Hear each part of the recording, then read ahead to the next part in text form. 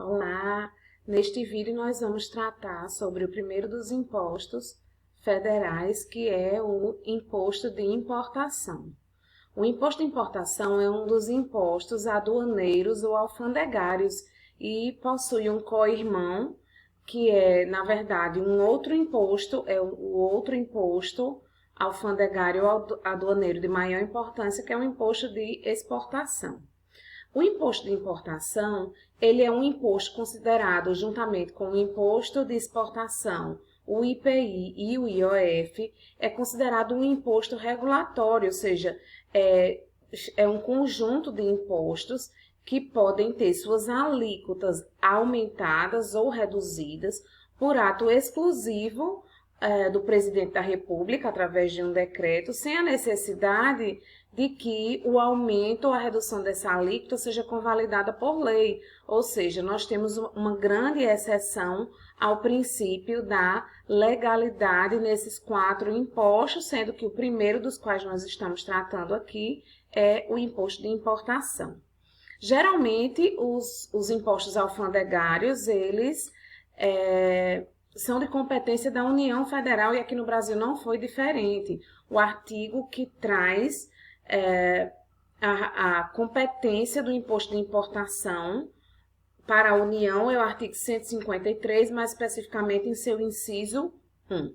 Aqui no âmbito da importação existe um profissional denominado despachante aduaneiro que realiza muitas das atividades burocráticas que são imprescindíveis para a cobrança do imposto de importação. Ele é um profissional cadastrado, vinculado indiretamente à Receita Federal do Brasil, é como se fosse um auxiliar à Receita Federal nessas atividades de despacho aduaneiro, e é uma profissão bem interessante, geralmente pessoas da área contábil, mas nada obsta que graduados em Direito também possam assumir uma função de despachante aduaneiro, apesar de ser mais comum realmente os profissionais contábeis. Observem que esse despachante aduaneiro, no momento do desembaraço, tem que verificar toda a documentação, verificar se a documentação descrita nas declarações de importação de Siscomex, que é assim que elas são denominadas, né, o Sistema de Comércio Exterior, se elas estão de acordo com o que está descrito na nota fiscal de cada um dos produtos, se está adequado ao sistema de normas e medidas no Brasil. Então, existe toda uma atividade burocrática preliminar à realização do despacho aduaneiro. No despacho aduaneiro, juntamente com o imposto de importação, são cobrados diversos outros tributos, como, por exemplo, o IPI importação, o ICMS importação, PIS, COFINS importação, bem como o IOF incidente sobre o câmbio, que é realizado quando há a conversão da moeda, já que o produto importado, ele tem sua nota fiscal com valor determinado em moeda estrangeira, então é necessário realizar esse câmbio, portanto, é mais do que obrigatório que haja a incidência do IOF, do Imposto sobre Operações Financeiras, já que houve essa atividade de câmbio. Pois bem, o IOF, sendo ele um imposto federal previsto no artigo 153, inciso 1 da Constituição Federal, ele tem como critério material da sua hipótese de incidência a entrada de produtos estrangeiros no território nacional. Então, essa entrada dos produtos estrangeiros no território nacional é o critério material da regra matriz de incidência do imposto de importação. Mais adiante nós veremos que o imposto de exportação tem o critério material imediatamente oposto do imposto de importação, ou seja, enquanto que no imposto de importação o critério material é a entrada, no imposto de exportação o critério material é a saída dos produtos nacionais ou nacionalizados com o objetivo de serem comercializados fora do Brasil.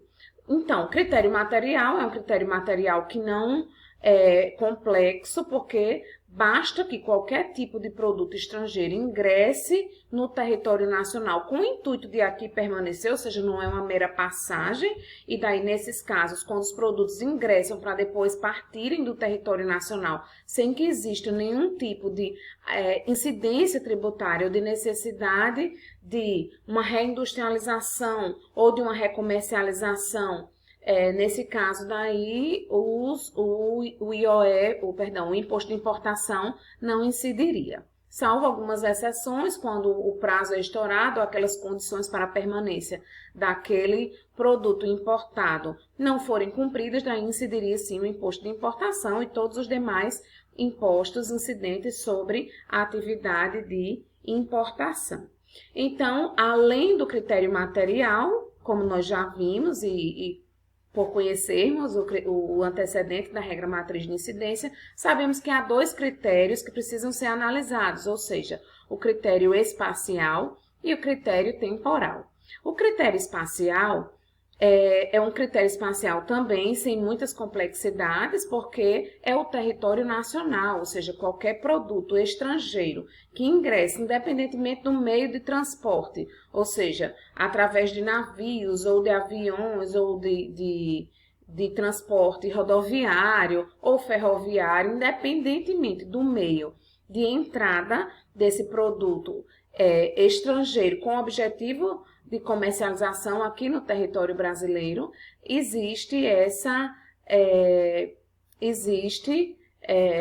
a entrada no território nacional, então o território nacional inteiro seria o critério espacial ou local do imposto de importação. Então, aqui nós temos aquela situação de coincidência do critério espacial ou local com a abrangência geográfica da vigência do tributo, da lei que regula o tributo.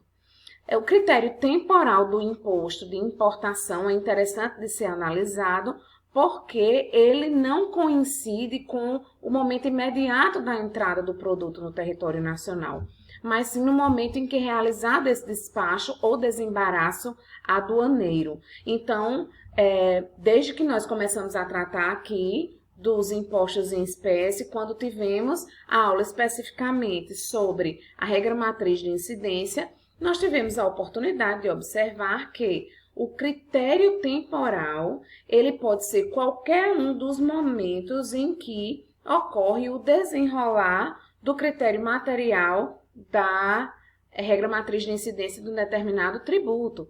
Portanto, aqui no imposto de importação, o legislador elegeu o critério temporal como sendo o momento do despacho ou desembaraço aduaneiro, ou seja, não é exatamente o momento em que o produto ingressa no território nacional, até porque isso teria que ser realizado de uma forma automática, que hoje é absolutamente impensável e impraticável. País nenhum do mundo tem esse tipo de despacho aduaneiro automático, automatizado. Existe sim uma certa burocracia e até internacionalmente estabelecida que precisa ser respeitada.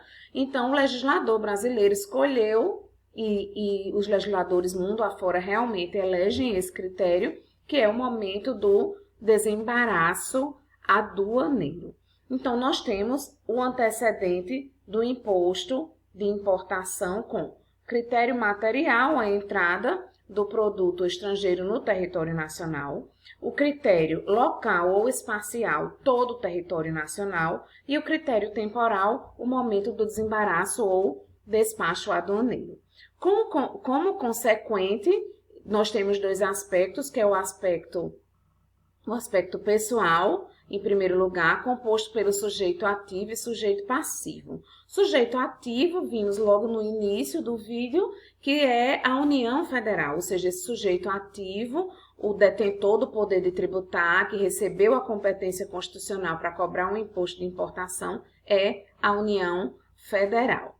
O sujeito passivo é o importador do bem estrangeiro, bem como o arrematante dos leilões de bens importados apreendidos. Então, esse arrematante também se subsume na condição de importador, mesmo sendo ele arrematante, e por isso teria que arcar com o imposto de importação daquele lote de bens que vier a arrematar.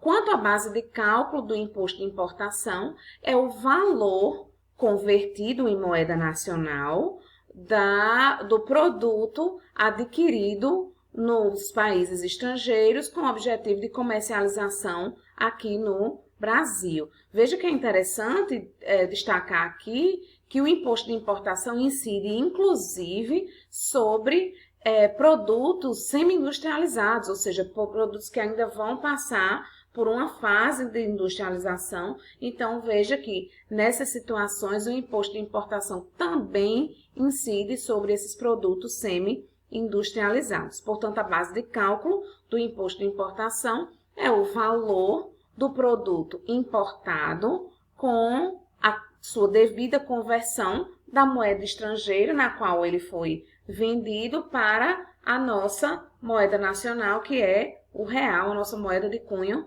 forçado.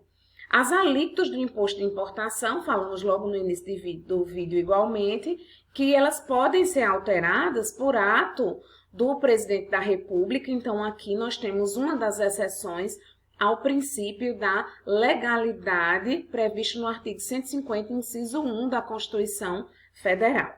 Além de ser exceção ao princípio da legalidade estrita, da legalidade tributária, nós temos ainda dois princípios constitucionais tributários que também são exceções aqui no caso do imposto de importação. O primeiro deles seria a anterioridade anual.